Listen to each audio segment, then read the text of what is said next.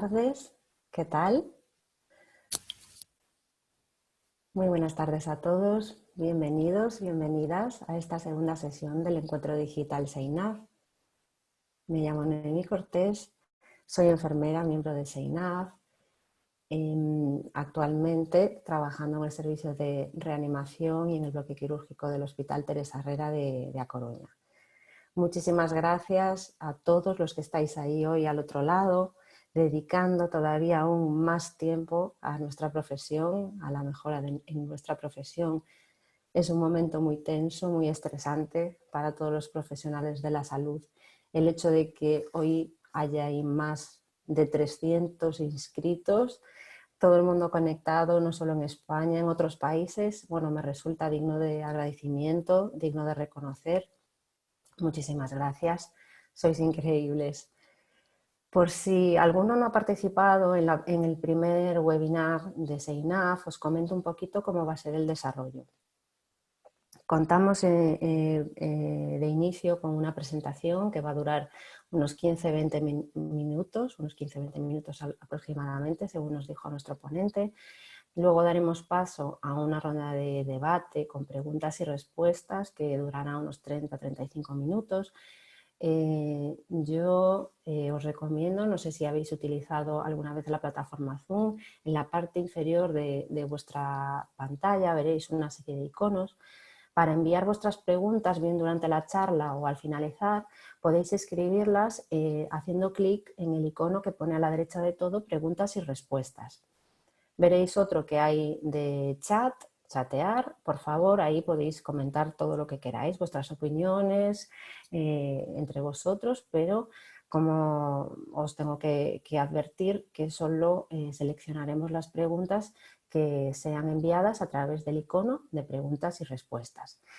Yo hoy soy la moderadora, las recogeré, trataré de agruparlas, seleccionar las máximas posibles para dar cabida a lo máximo posible de todas las dudas que enviéis o vuestros comentarios. Y por último, os recomiendo que no os desconectéis rápidamente, por favor, porque una vez que finalice el momento de debate, os aparecerá en la pantalla automáticamente 6 preguntitas muy cortitas, que es una encuesta de satisfacción. El ponente de este webinar de hoy nos va a hablar de una forma muy práctica, muy dinámica, de qué medidas tenemos que llevar a cabo para poder canalizar PIC y midline de una forma segura, ante pacientes críticos con SARS-CoV-2.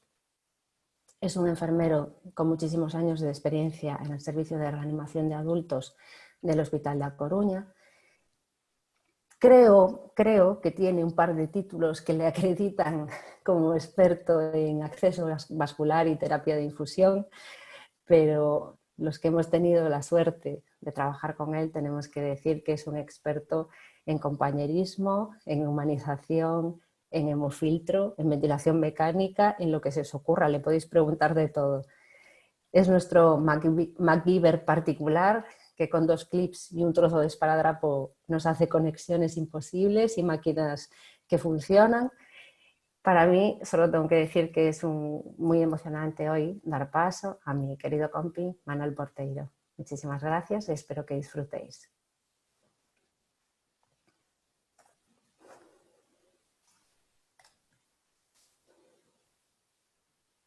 Hola, ¿se me oye? Sí, Manu, ¿qué Hola. dices? Bueno, pues nada, después de lo que comentó Noé, pues poco más os puedo decir. Nada, yo, como dice Noé, pertenezco a un grupo, bueno, soy enfermera, una unidad de reanimación, una unidad de posoperados críticos, y aparte pertenezco a un grupo que empezó a dedicarse en sus ratos libres a canalizar accesos centrales tipo PIC y tipo líneas medias. Nos pidieron que contáramos nuestra experiencia con los enfermos COVID y entonces, bueno, os vamos a contar un poco todo el proceso para canalización de un PIC en un paciente COVID. Vale. Os hice una presentación para que fuera un poco más didáctica, entonces en cuanto me autoricéis paso a compartir.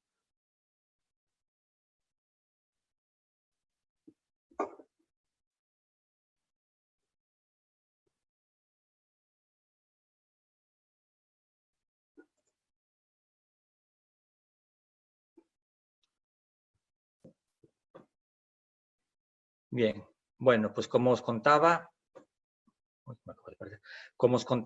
pertenezco a un grupo de trabajo de una unidad de reanimación que desde hace aproximadamente un mes se convirtió en una unidad específica de enfermos con COVID-19.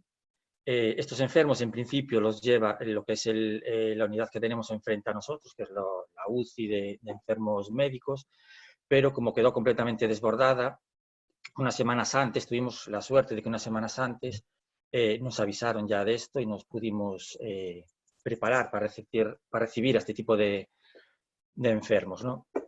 En esta diapositiva se ve lo que éramos antes, una unidad de cuidados críticos, como dice Noé, altamente especializada. Este es un ejemplo de un enfermo pues con casi todos los aparatos que puede tener, ¿no? Tiene un balón de contrapulsación aórtico, tiene un aparato de ECMO que aquí no se ve porque lo están preparando para llevar a quirófano.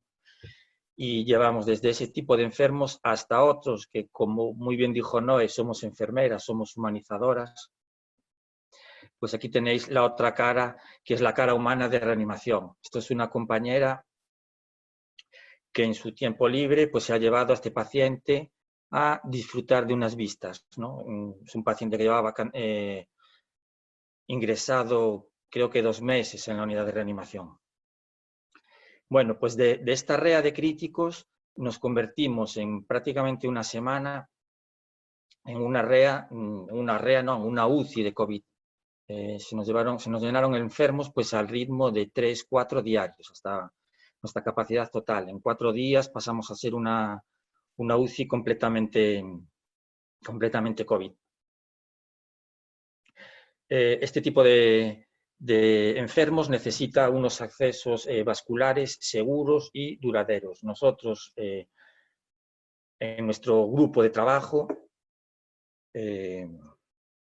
tenemos un paquete de medidas, ¿no? Un bundle de medidas para que estas canalizaciones sean seguras, sean duraderas. Entonces, lo que vamos a hacer es transformar o intentar adaptar este paquete de medidas que está reflejado en nuestro protocolo. Nosotros seguimos el protocolo oficial del SERGAS, del Servicio Gallego de Salud, y desde que somos unidad COVID nos hemos basado en este documento que sacó la Gabesel, que son las consideraciones del acceso vascular en el paciente COVID-19. Es un documento, en principio, hecho por este equipo italiano, y una de las grandes ventajas que tuvimos los hispanoparlantes es que nuestra compañera Gloria en prácticamente 12 horas lo tenía traducido al español. Bueno, según este documento, los accesos centrales son inserción periférica, central o femoral. Os pongo aquí, este es el orden en el que Gabelset entiende que hay que canalizar un acceso central a un paciente COVID, ¿no?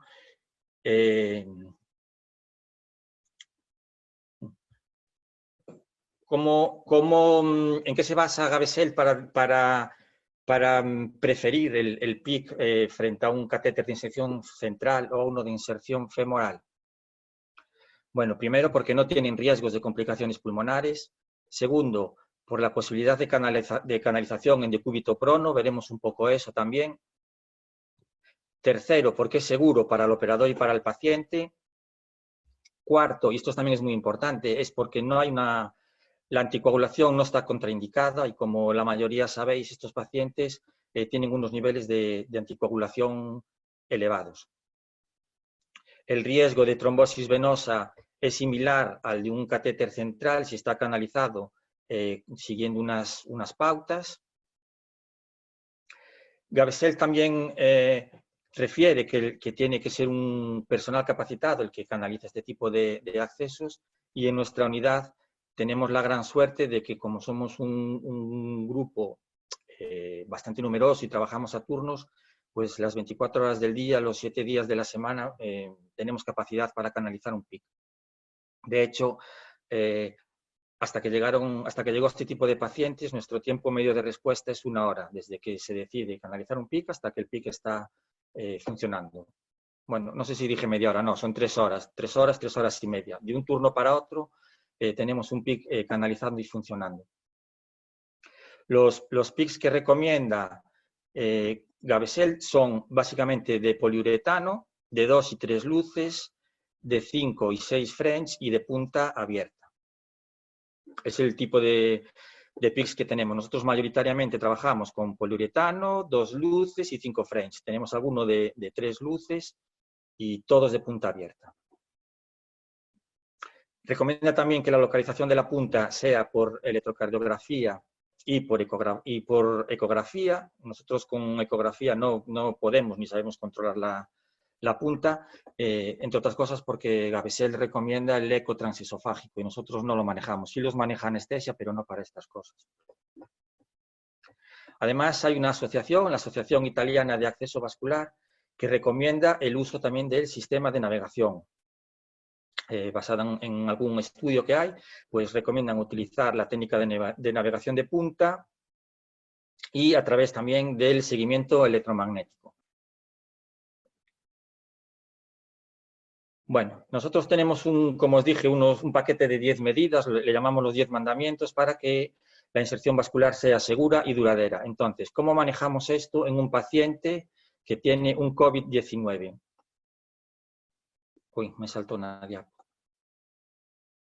Bueno, pues como veis, menos 3 o 4 medidas, el resto van a ser prácticamente las mismas.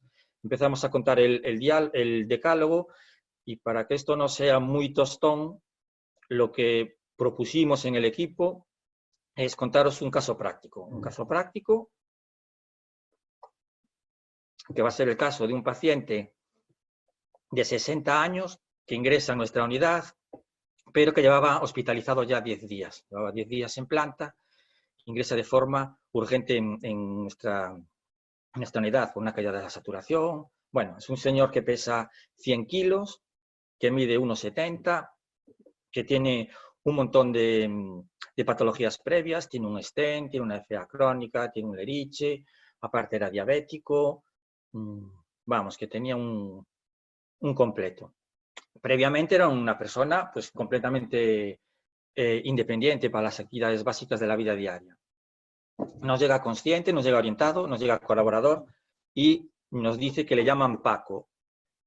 Esto es muy importante para nosotros porque nosotros estamos francamente metidos en el proceso de, como dijo Noé, humanización. Nosotros preferimos llamarle rehumanización porque parece que en las SUCI sobre todo hay mucha técnica y poco trato humano, pero yo os puedo garantizar que al menos en nuestra REA y en la UCI, que es las que conozco yo, la humanización es lo primero.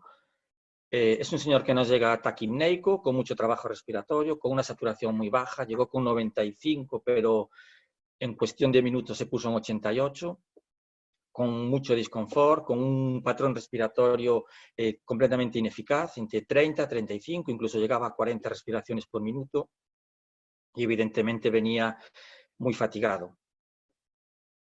Además tenía muchísima ansiedad, tenía mucha ansiedad y no hay ningún diagnóstico de enfermería que defina, o yo no lo encontré, que defina el terror. Pues este señor estaba aterrado ante la idea de morirse. De hecho, antes de intubarlo, una de las personas, nosotros cuando recibimos al enfermo, una de las personas lo que hace es hablar con él. Y entonces le intentábamos tranquilizar, tranquilo, Paco, no sé qué, te vamos a dormir un par de días. Y su contestación es, no, eso yo ya lo vi en el telediario. Me vais a dormir y no voy a despertar. Os podéis imaginar el temor y el terror de una persona así. Además, llevaba pues 10 días sin ver a su familia y él estaba también muy preocupado porque tenía la certeza de que su familia no sabía que estaba en una unidad de reanimación. Bueno, aparte, pues otros tipos de diagnósticos como riesgo de shock y un riesgo grande de infección. Este es nuestro protocolo de ingreso. Y solo me voy a centrar en estas 4 cosas. Como veis, lo primero que hacemos es hablar, tranquilizar y acompañar al paciente. Lo segundo que se hace es una intubación orotraqueal. Lo tercero, canalización de un acceso venoso. En este caso, en nuestro protocolo, canalizamos un acceso venoso central de 4 luces y en la vena yugular derecha. Canalizamos también un catéter arterial en la arteria del mismo lado, en la derecha. Bueno, ¿en qué nos basamos para canalizar un acceso central y no un acceso periférico? Bueno, pues en nuestro caso, Paco estaba inestable, estaba afectado, estaba asustado y todo esto, según nuestro algoritmo, ¿no? Vamos a meterle una terapia con soluciones compatibles con vía central, pues porque lo vamos a dormir, porque va a necesitar aminas, porque posiblemente necesite una nutrición parenteral, y aparte necesite un montón de terapias intravenosas.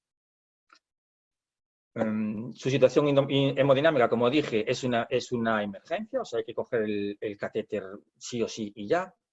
Y entonces nos vamos a valer de la vía venosa que tiene de planta para dormirlo. Y en cuanto lo tengamos dormido, lo que vamos a coger es un acceso central. Acceso central de inserción central. Una vez que se hace que el paciente está estabilizado, entonces ya es cuando podemos pensar en cambiar el catéter. En el caso de Paco tardamos 10 días en canalizar, en recambiar, porque bueno, es lo habitual en nuestra unidad de reanimación. Necesitas catéter y estás como una semana, no llegan nunca a las 2 semanas con un catéter central sin hacer un recambio. Si ese catéter se cogió en una situación de emergencia y no se guardó la esterilidad, pues ya sabéis que antes de 48 horas, nosotros lo solemos cambiar en la mañana siguiente, se cambiaría ese catéter, si se puede un PIC y si no un SIC. Bueno, no mejoró en su inestabilidad, pero está relajado. Por lo tanto, vamos a seguir necesitando soluciones centrales, pero su situación hemodinámica es inestable, pero no es una emergencia. O sea, ya tenemos un buen acceso venoso, no tenemos por qué canalizarlo ya, podemos esperar 2 horas, 3 horas, 12 horas. Vamos a poner un catéter de una duración media, o sea, sabemos que como mínimo va a estar un mes en reanimación y luego lo que le quede en planta. Y entonces, a partir de ahí, sabiendo que las venas del brazo son accesibles, pues tenemos todas estas opciones, ¿no? El PIC, otro CIC, un catéter de inserción femoral. Empezamos entonces a canalizar el PIC y os empiezo a hablar del decálogo de nuestras medidas para una canalización segura y duradera. El primer punto son las comprobaciones previas, comprobar la historia del paciente, comprobar si tiene alergias, garantizar la intimidad, si está consciente, hablar con él, pedirle un consentimiento para, no tiene que ser escrito, pero sí un consentimiento oral, ¿no? En este caso, pues ya sabemos que nuestro paciente se llama Paco, para nosotros es Paco. Ya habíamos visto que no tiene alergias, la coagulación está correcta, está con heparina de bajo peso a dosis terapéuticas. En este tipo de pacientes, la heparina son dosis altas, ¿no? Hay dosis profilácticas, que en caso de Paco, para su peso serían unas 100 por kilo y día. Pero en el caso de Paco están dosis terapéuticas, o sea que en vez de ser, diariamente se le pone cada 12 horas. El consentimiento informado se le pidió a su familia, una de las numerosas llamadas telefónicas. Segunda medida para la canalización segura es que el personal sea un personal experto en este tipo de técnicas. Nosotros, pues hasta hace relativamente muy poco seguíamos estos criterios Semi-Zug, criterios Gokova, según el cual tenía que haber una teoría previa, unos talleres, unas simulaciones, 5 canalizaciones tuteladas y 5 canalizaciones auditadas. Con el caso del COVID nos cogió en un momento de cambio, porque, bueno, supongo que la mayoría de vosotros sabéis que salió hace relativamente poco, no sé si un mes o 2 meses, una guía práctica para la excelencia en la creación de accesos, de equipos de infusión y de accesos vasculares. Es una guía que está hecha por muchas compañeras de esta asociación, de la SINAP, Camino, Raquel Corredor, María Antonia Cubero, Eli Lafuente y Carmen Lasso. Bueno, nosotros lo que estábamos haciendo hasta ese momento era adaptar nuestro plan al plan que viene reflejado en esta guía, ¿no? Entonces, esta guía lo que hace es establece un plan por niveles. Nivel 1, nivel 2, nivel 3, nivel 4. Utiliza el sistema ILWO. Y bueno, un poco la equivalencia de este nivel es que los que están en nivel I o L, los dos primeros niveles, son todos aquellos que necesitan supervisión, por lo tanto, todos aquellos que todavía no pueden canalizar solos, dejan de canalizar como tal, o dejan de ser primer canalizador. Va a canalizar solo personal que sea autónomo y experto. Tercera medida para inserción vascular segura del PIC es la postura adecuada del brazo. Aquí tenéis la postura tradicional, que está el paciente, me queda un gallego esto, que está el paciente tumbado con el brazo extendido. Aquí pone semiflower, pero nosotros lo ponemos completamente tumbado. El brazo extendido con 90 grados respecto al cuerpo. Nosotros en nuestra unidad desde hace tiempo ya utilizamos lo que llamamos posición Fera. La posición Fera no es más que doblar el brazo a la altura del codo, que nos quede en 90 grados el brazo respecto al antebrazo y ligeramente elevado. Entonces lo que hacemos es una flexión del codo y una rotación externa. De ahí viene el acrónimo FERA. ¿Qué hacemos con los pacientes que vienen con COVID-19? Bueno, pues si están en decúbito supino, exactamente igual, pero en pacientes en los que están pronados, lo que hicimos fue modificar esa postura. Una de nuestras compañeras, una de las integrantes de nuestro grupo, además de enfermera, es fisioterapeuta. Entonces es un poco la que lleva la voz cantante, la que nos aconsejan en las posturas del brazo.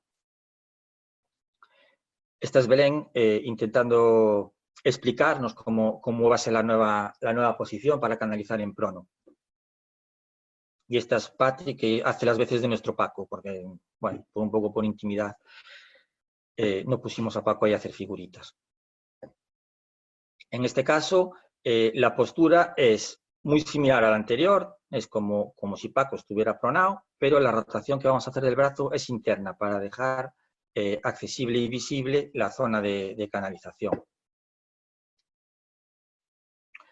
Ahí os comparo la postura de un paciente en posición Fera con la postura que tendríamos en la posición de canalización en prono o FIRA.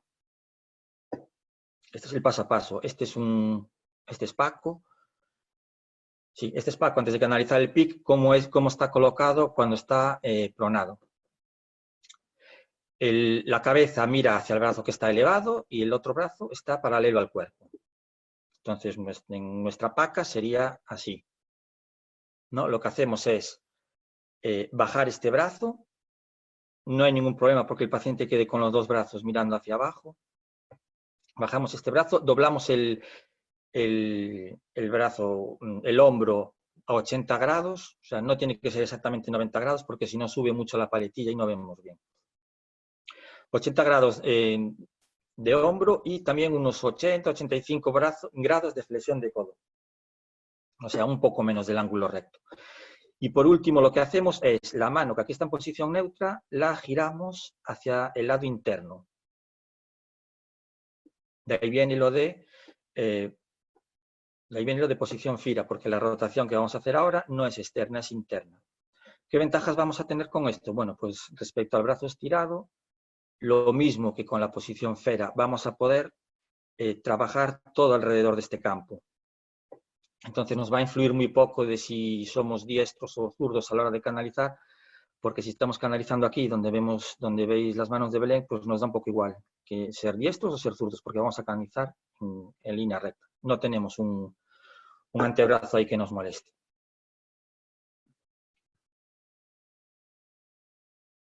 Elección de vena adecuada es la cuarta de las medidas para la inserción duradera. Entonces, de aquí contaros que no podemos hacer un mapeo. No podemos hacer un mapeo completo si el paciente está en prono, porque la parte esta de hombro y tórax no vamos a poder manejar el eco ahí. Otra opción que teníamos es mapear cuando el paciente está en supino, pero estos pacientes tienen un supino de unas 4 horas y un prono de 20. Entonces, bueno, si las 4 horas que está en supino aprovechamos para mapear, pues es que también tenemos tiempo para aprovechar y canalizar. Respecto al ratio catéter-vaso, nosotros siempre trabajamos con un ratio catéter inferior del 45%. De hecho, raramente pasamos del 40%. Tenemos la suerte de que dentro de lo que significa estar en una unidad de cuidados críticos, cuando nosotros no vemos el acceso adecuado, inmediatamente hablamos con anestesia y enseguida tenemos un acceso central. Trabajamos siempre con ratios del 35% o menos. Todos los pacientes que pusimos ahora los pacientes COVID-19 tenían un ratio del 33, 30, 29. Respecto a la elección de la zona óptima de punción, que sería el quinto de los puntos, pues nada que comentaros, porque no hay ningún cambio. Da igual la postura del brazo, que sigue habiendo una zona verde, sigue habiendo una zona amarilla y sigue habiendo una zona no permitida para canalizar. Sexto punto son las medidas de barrera, ¿no? Este SFER es otro de nuestros compañeros, otro de los que forma parte del equipo, canalizando un PIC normal. Este creo que fue, no sé si el año pasado o a principios de este año. Bueno, pues no hay mucho que comentar, ¿no? Lavado quirúrgico de manos, campo estéril, técnica estéril. En paciente COVID-19, pues lo que tenemos que hacer es proteger a nuestro PACO, por lo tanto vamos a necesitar estas medidas de máxima barrera, pero aparte tenemos que proteger a nuestra operadora, por lo tanto vamos a necesitar un equipo completo. Esta es Fátima, es otra de las miembros de nuestro equipo que está canalizando a Paco. Paco en posición prono y Fátima canalizando. Desde esta perspectiva de la foto, que la hicimos dentro de lo que sería la zona roja, no se ve muy bien, pero Fátima está de lado al paciente. Está exactamente igual que Fer. Esto está en posición Fera y esto está en posición Fira. Bueno, ¿cómo protegemos a Fátima? Pues la secuencia que hacemos es colocamos gorro, que no es obligatorio según medicina preventiva, no forma parte del equipo de protección individual, pero nosotros y todas las UCIs lo ponen. Después del gorro ponemos una máscara que tiene que ser como mínimo un factor de protección 2, porque estamos relativamente cerca del paciente. No hay riesgo, en principio no hay riesgo de salpicaduras ni de aerosoles. Por eso con una FFP2 nos llegaría, si no tendría que ser una 3. Por encima de esa máscara FFP2, de ese filtro, hay que poner una máscara quirúrgica porque recordamos que hay que proteger al paciente y no todas las mascarillas FFP2 o FFP3 protegen al paciente. Las que son valvuladas, en el momento en el que nosotros estamos exhalando, estamos echando microorganismos hacia afuera. Por eso es importante poner la mascarilla quirúrgica por encima. Colocamos gafas que en este caso, pues por la razón que os comenté antes, no son obligatorias. Y entonces nosotros hemos decidido no ponerlas, sí ponemos la pantalla, no ponemos las gafas porque poner gafas y pantalla es muy incómodo y es una técnica en la que hay que estar muy centrado y con muy buena visión. Y la verdad que nuestras gafas nos dejan un montón de marcas en la cara, no están preparadas para aguantar mucho tiempo. Mandilón impermeable, siempre y cuando este tipo de bata no sea impermeable. En nuestros equipos la bata es, bueno, estéril e impermeable. Por lo tanto, aquí en este caso Fátima no puso mandilón. Hacemos lavado quirúrgico de manos y ponemos el primer par de guantes estériles. Por encima de ese par de guantes ponemos ya la bata estéril impermeable y por encima ponemos ya los guantes definitivos, el segundo par. Y a partir de ahí como un paciente no COVID, un campo. Séptimo punto sería la venopunción ecoguiada. En la venopunción ecoguiada no hay tampoco muchas diferencias. Nosotros lo que hicimos con Paco es lo que hacemos con todos los pacientes que tenemos. Imaginemos que esto es la línea del brazo, esto es zona verde, esto es zona amarilla y esta es la zona del codo, la zona roja. Bueno, pinchamos en zona verde. Esto sería un acceso clásico, ¿no? Una canalización clásica con más o menos 45 grados. Si el catéter está a 1 centímetro de la piel y yo lo separo 1 centímetro de donde tengo el eco, pues aproximadamente esto nos va a medir poco menos de 2 centímetros. Nosotros lo que hacemos es una canalización más larga. ¿Veis aquí la sombra? Que sería esta. Esta es lo que nosotros denominamos bueno, es una tunelización directa, un trayecto subcutáneo, que nos va a medir, en el caso de Paco nos midió 7 centímetros, que es la totalidad de la aguja de punción. Estas agujas miden 7 centímetros, lo mismo que el pelable. Nosotros hacemos 2 tipos de canalizaciones, de tunelizaciones.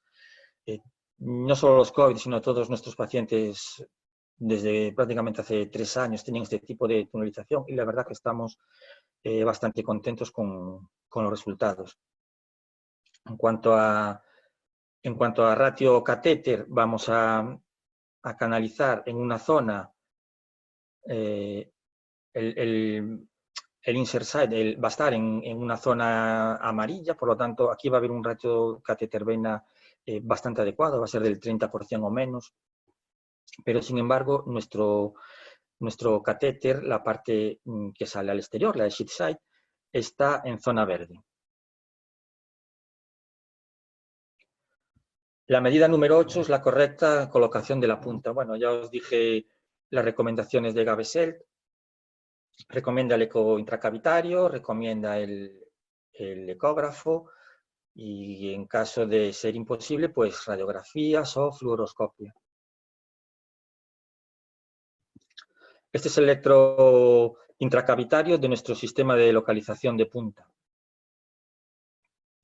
Ondas P, cuando la onda P es máxima, sabemos que estamos colocados en la zona ideal, ¿no? En la entrada justo de aurícula derecha. ¿Qué pasó con nuestro Paco? Bueno, pues nuestro Paco tenía una fibrilación auricular, por lo tanto no tenía ondas P. Había así alguna onda F, veíamos así algún aumento de unas ondas, pero no estábamos muy seguros. Aprovechamos entonces la otra ventaja que tienen nuestro sistema de canalización, que es la navegación magnética. Os puse la fotografía de la otra casa comercial que trabaja con navegación magnética. En los dos casos, nosotros vamos a ver la dirección del catéter, o sea, si estamos canalizando por aquí, vamos a ver todo el trayecto del catéter, vamos a ver que aumenta la profundidad, y vamos a ver una cosa que parece banal, pero bueno, vemos la oscilación de la punta. Cuando el catéter está bien colocado, en esos sitios casos, la punta, el aparato detecta una pequeña oscilación de la punta. Eso quiere decir que el aparato no está tocando pared. Eso fue lo que nos pasó con Paco, ¿no? O sea, no teníamos ondas P, no podíamos hacerle una radiografía porque estaba pronado, entonces nos tuvimos que guiar por la navegación magnética. De hecho, este señor se pinchó sobre la 1 de la mañana o así y no se pudo hacer radiografía de tórax hasta que se supinó, que fue a las 13, o sea, a la 1 del mediodía del día siguiente. ¿Utilizamos este catéter mientras? Sí, porque aunque la navegación magnética no sea diagnóstica, a nosotros sí que nos está diciendo que está colocada correctamente la punta. Bueno, eso fue la radiografía que se le hizo a las 13 horas del día siguiente. Noveno punto es la fijación del catéter con dispositivos sin suturas. Gabessel recomienda este tipo de anclaje subcutáneo que nosotros no tenemos.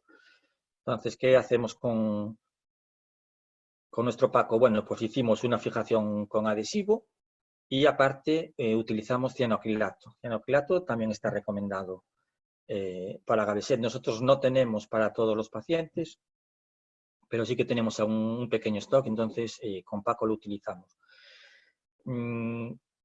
Os digo también que con Paco no hicimos ningún tipo de sutura, pero hubo pacientes con los que sí suturamos. Sabemos que no está recomendado, pero en el caso en este que os cuento que suturamos, fue una paciente inestable, que el único acceso que tenía era el PIC y que la íbamos a pronar pues inmediatamente, en cuanto se acabara de canalizar ese acceso. Entonces estuvo suturado los 2 o 3 días que se pronosupinó.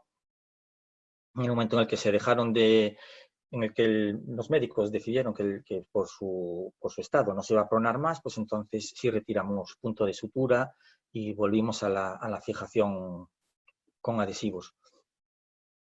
Esto es una curiosidad que os cuento sobre la pronación, ¿no? La maniobra de nuestra pronación hay 2 tipos de hacerla. Nosotros trabajamos las 2.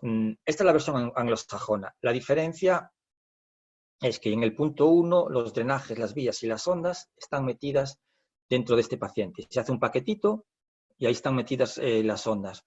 En este caso, lado derecho estaban tanto catéteres arteriales como catéteres venosos, lo cual va a facilitar mucho la maniobra y nos va a preservar el que se salgan.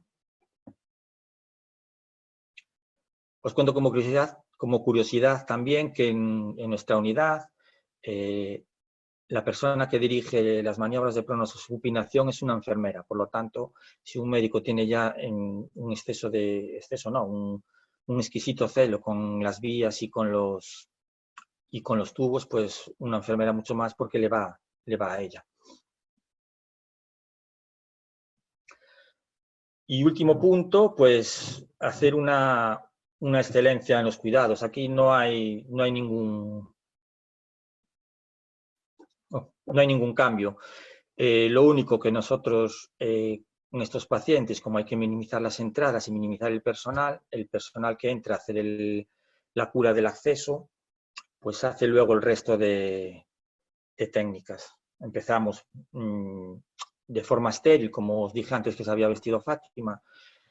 Empezamos por el acceso venoso y vamos de ahí de la parte más limpia a la más sucia. Bueno, como resumen, pues nada, nuestro paquete de medidas, los únicos cambios que hay respecto al anterior es que se queda suspendida la formación en los grados iniciales, que el decúbito, la canalización en decúbito prono la vamos a hacer solo si es imprescindible y cuando sea necesario vamos a hacer esa postura modificada. Respecto a la elección de la vena adecuada y la zona óptima de punción no hay cambios. Respecto a las medidas de barrera, sí que hay una duplicidad de medidas de barrera y esto, quiero decir, cansa. Es una carga más para el canalizador.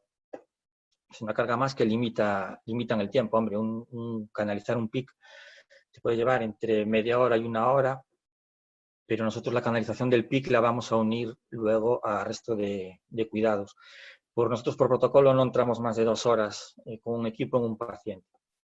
Respecto a venopunción ecoguiada, ningún cambio. Respecto a la correcta colocación de la punta, pues tener en cuenta que la radiografía nos va a retrasar los tratamientos. No lo comenté antes, pero es importante acordarse de colocar los electrodos invertidos, porque si no nos va a salir la onda P hacia abajo. Tampoco sería grave, porque nosotros lo que miramos es variación de la onda P, no hacemos un análisis del electro. Venopunción ecoguiada también sin cambios. y fijadores subcutáneos. Si tenéis este tipo de fijadores, genial, y si no, pues bueno, yo sé que la sutura no está muy recomendada, pero hay momentos en los que no te queda otra. Y por último, la excelencia en los cuidados, que no tiene ningún cambio en absoluto. Bueno, como curiosidad, este es Paco hace como 3 o 4 días, es uno de los últimos pacientes que se fue de plantas, uno de los pacientes que más tiempo estuvo con nosotros. Y ahí tenéis nuestra parte humana de nuestro tratamiento. No sé si se oye.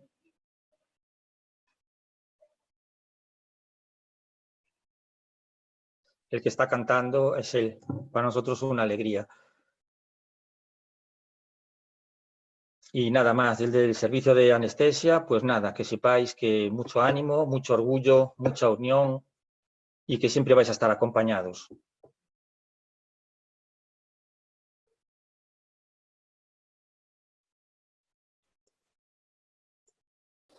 Muchas gracias, Manu. No sé si se me oye, es que me he perdido. Sí, Ya, sí, sí, listo. estamos los dos en el aire ahora mismo. Bueno, pues nada, quería transmitirte unas cuantas preguntas que nos han hecho. A ver, tenemos varias. Vamos a ver, la que tiene más éxito es sobre la canalización en prono.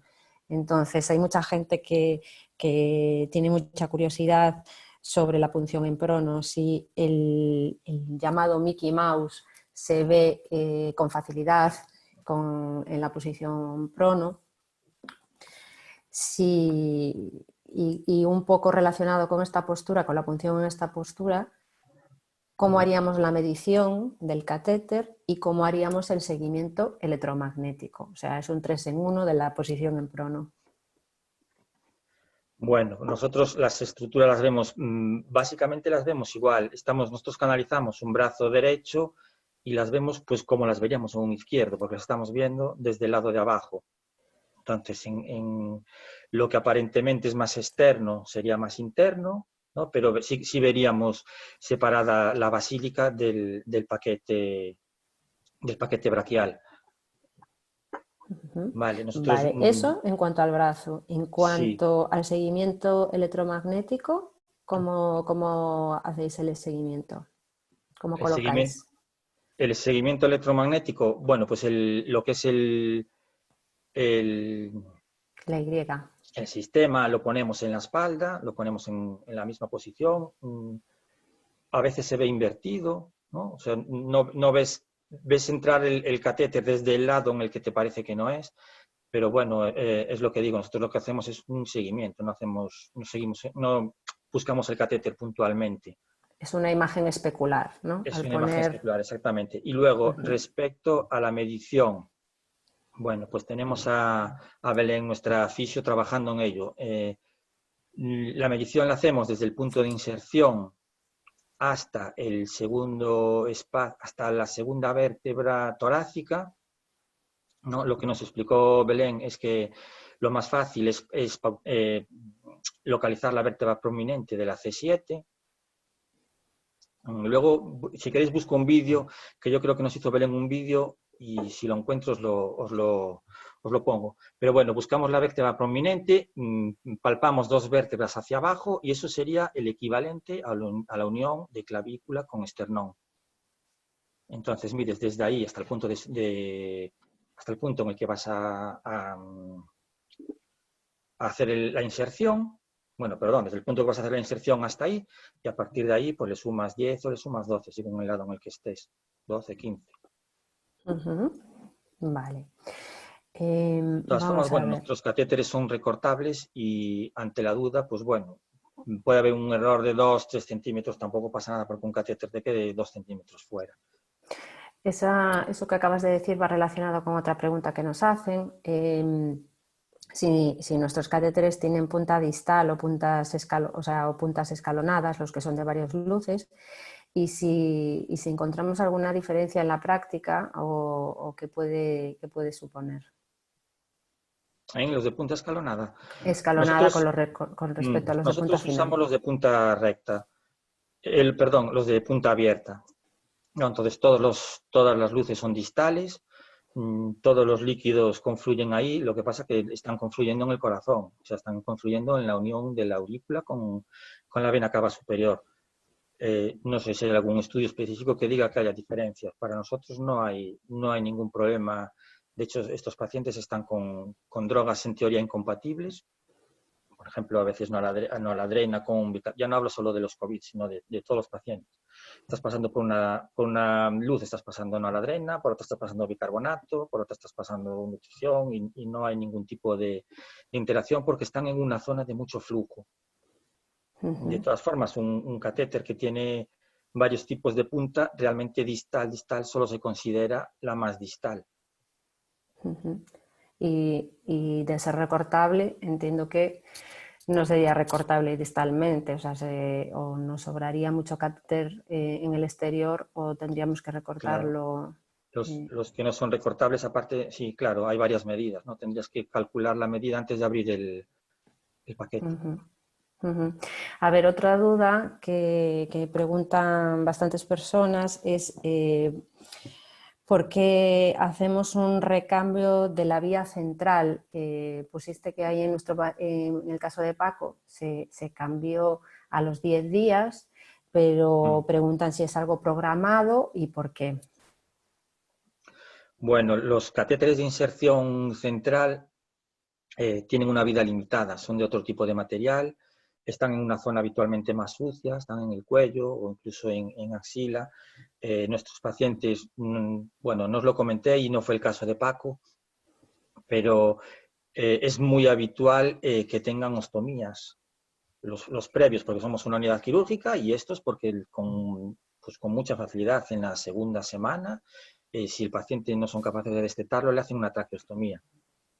Entonces, esos catéteres están preparados para durar 2 semanas, 3 semanas. En nuestra unidad, anestesia por sistema, a partir de la primera semana se empieza a plantear el cambio de la vía central.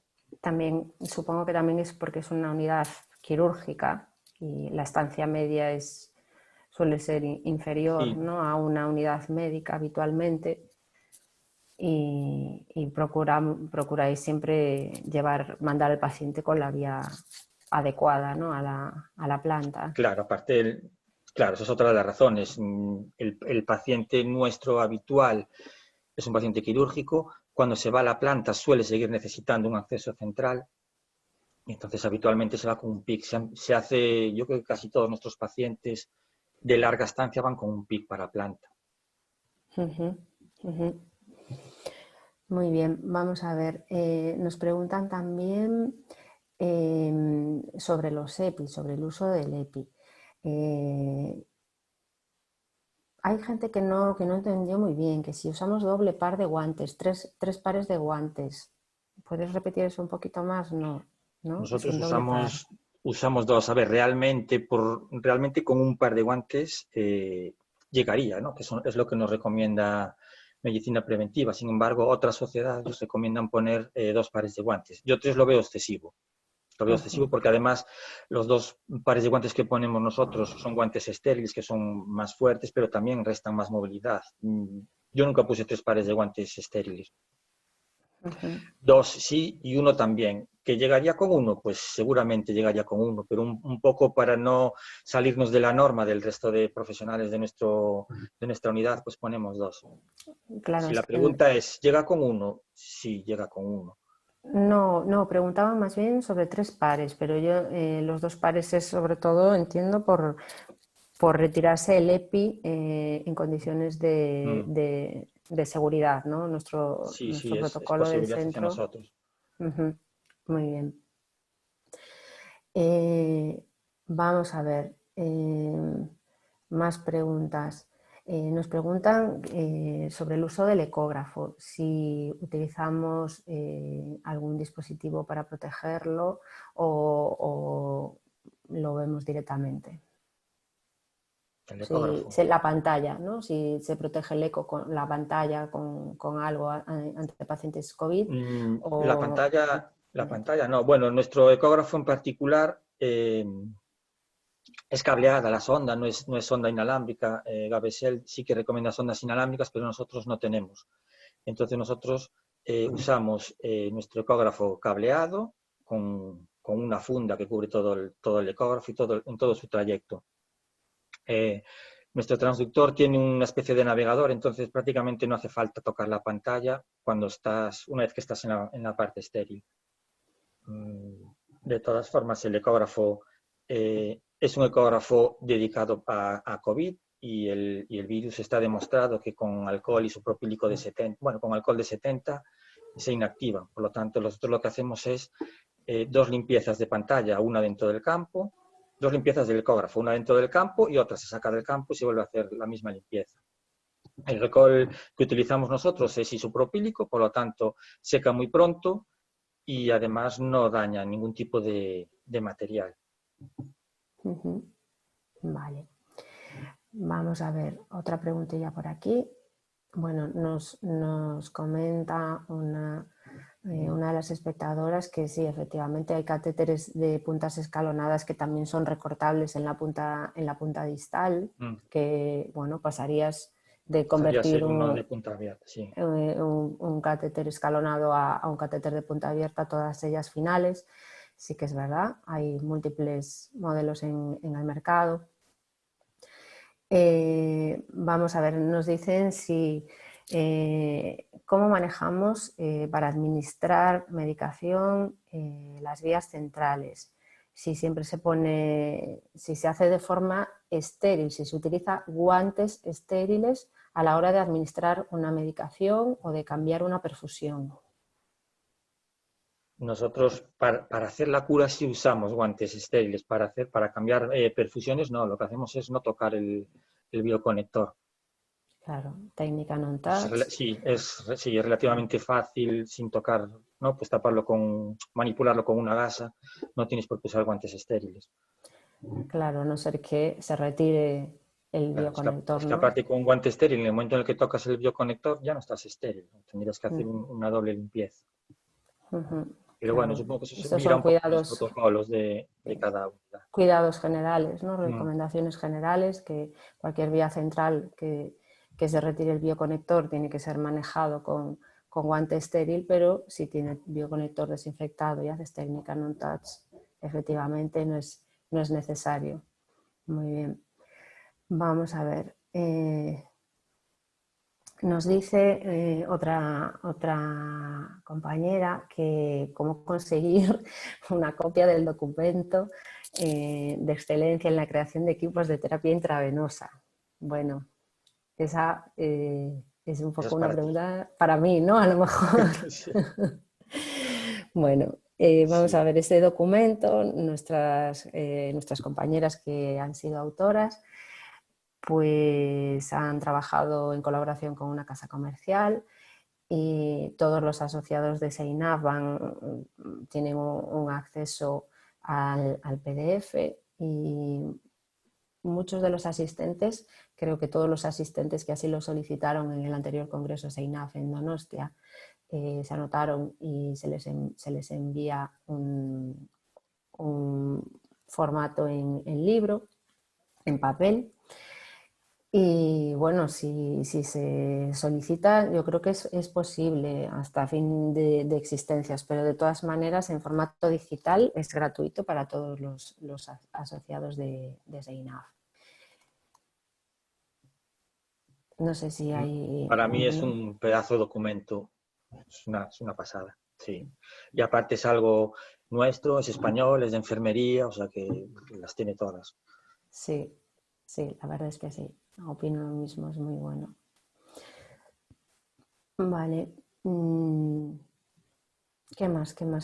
Aplausos, Manu, nos dicen. Que enhorabuena, muy interesante la exposición. Muchísimas gracias.